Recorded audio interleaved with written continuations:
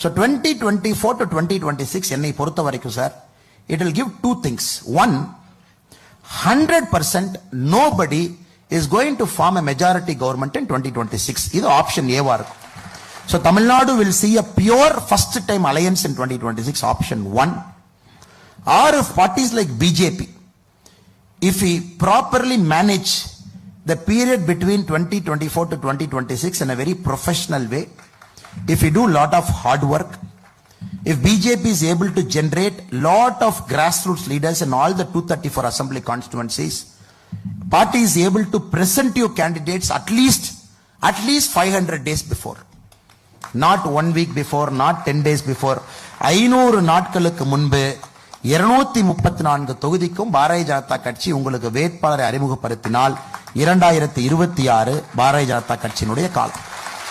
But உங்களுக்கு தெரியும், ஒரு தேசிய கட்சியில் இருக்கும், national party has got its own problem because it's a cadre driven party.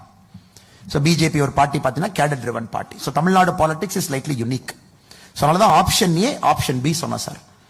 Option A option B தாண்டி ஆப்ஷன் சி போவதற்கு வாய்ப்பு இல்லை என்பது என்னுடைய தாழ்மையான கருத்து. திரும்ப we will not see one party in Tamil Nadu who will say I got 118, I got 130, I got 150. That is gone sir. 2021 முடிஞ்சு போச்சு.